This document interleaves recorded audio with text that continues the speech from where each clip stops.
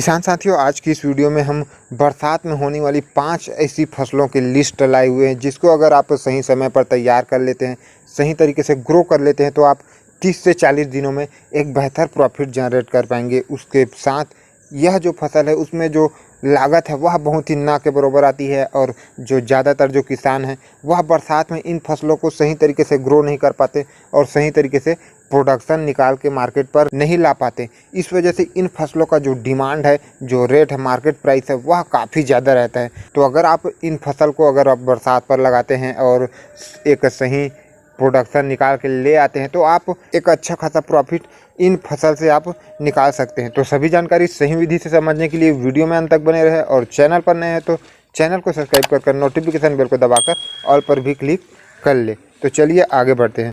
तो किसान साथियों, सबसे पहले नंबर पर जो हमने फसल रखा हुआ है वह है धनिया की। धनिया की खेती हर मौसम पर आप कर सकते हैं, लेकिन जो बरसात का जो समय होता है, खरीफ का जो सीज़न होता है, वहाँ पर सभी किसान सही तरीके से ग्रो नहीं कर पाते। इस वजह से मार्केट में जो इसका डिमांड है वह लगातार बना रहता है और इसका प्राइस जो है, रेट, वह भी एक बेहतर आपको देखने को मिलता है। वहीं पर इसकी अगर हम लागत की बात करें तो लागत भी बिल्कुल ना के बराबर आती है। लगभग 10 से 15 हज़ार के बीच में आपको लागत लगने वाला है। और वैसे में अगर आप एक सही तरीके से ग्रो कर पाते हैं, एक अच्छा खासा प्रोडक्शन निकाल के ला पाते हैं, तो वैसे में आप एक अच्छा खासा प्रॉफिट आप जनरेट कर सकते हैं। धनिया की जो हार्वेस्टिंग है वह लगभग 30 से 40 दिन में स्टार्ट होकर 50 दिन के आसपास ख़त्म हो जाती है। दूसरे नंबर पर जो हमने फसल रखा है किसान साथियों वह है मूली की।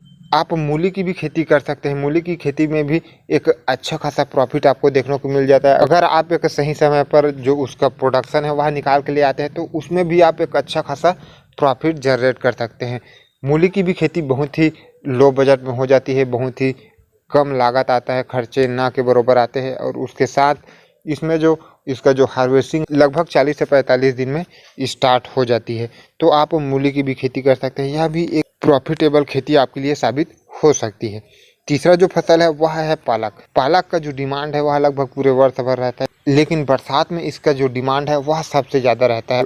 अगर हम सभी समय की अगर बात करें तो पालक की भी जो हार्वेस्टिंग है वह लगभग 30 दिन में स्टार्ट हो जाती है और वैसे में अगर आप चाहे तो इसको बीज से कटाई कर आप 2 से 3 कटाई आप पालक से ले सकते हैं। इसमें एक चीज़ आपको ध्यान में रखना है कि कौन से पालक का आपके क्षेत्र में डिमांड एक बेहतर है, क्योंकि पालक 2 टाइप का आता है। एक जो है खट्टा पालक आता है और दूसरा मीठा पालक आता है। तो वैसे में समझना आपको है कि आपके क्षेत्र में कौन सी भाजी का जो डिमांड है वह बेहतर है, उस हिसाब से आप कार्य करें। नहीं तो आपको जो रेट है, प्राइस है, उसमें आपको गिरावट देखने को मिलेगी जिसका सीधा असर आपके प्रॉफिट पर होने वाला है। तो आप पहले एनालाइज कर ले कि आपके क्षेत्र में कौन सी भाजी का डिमांड बेहतर रहता है, खट्टा पालक या फिर मीठा पालक। उस हिसाब से आप कार्य कर सकते हैं। चौथा जो फसल है वह है लाल भाजी। आप लाल भाजी की भी खेती कर सकते हैं। इसका भी जो लागत है वह बिल्कुल कम होता है, ना के बराबर। इस पर भी आपको एक चीज़ का विशेष रूप से ध्यान देना होगा कि यह भी 2 टाइप का आता है। एक जो है पूर्ण रूप से लाल होता है और जो दूसरा है वह थोड़ा फीका लाल होता है। तो इस पर भी आप ध्यान दे सकते हैं। उसके हिसाब से आप लाल भाजी की भी खेती कर सकते हैं। इसकी भी जो हार्वेस्टिंग है वह लगभग 30 से 35 दिन में स्टार्ट हो जाती है और इसका भी आप 2 से 3 बार आप कटाई कर सकते हैं। और अगर आप चाहे तो आधे क्षेत्र में आप पालक भाजी की और आधे क्षेत्र में आप लाल भाजी की भी खेती कर सकते हैं, क्योंकि कई क्षेत्र पर देखा गया है कि लाल भाजी और पालक भाजी दोनों का कॉम्बिनेशन सब्जी में खाना बहुत ही ज़्यादा पसंद किया जाता है। ख़ासतौर पर हमारे क्षेत्र में तो इस तरीके का खाना बहुत ही ज़्यादा पसंद किया जाता है। तो उस हिसाब से आप अपने हिसाब से भी देख सकते हैं। उसके बाद लास्ट हमारा 5वां जो फसल है वह है मेथी। मेथी की भी खेती आप कर सकते हैं। मेथी भी काफ़ी कम दिनों की होती है। 30 से 40-50 दिन के अंदर इसकी जो हार्वेस्टिंग है वह स्टार्ट हो जाती है और इसको भी भाजी के रूप में खाना बहुत ही ज़्यादा पसंद किया जाता है और साथ में इसको मसाले के लिए भी यूज़ किया जाता है। तो आप मेथी की भी खेती कर एक अच्छा खासा प्रॉफिट जनरेट कर सकते हैं।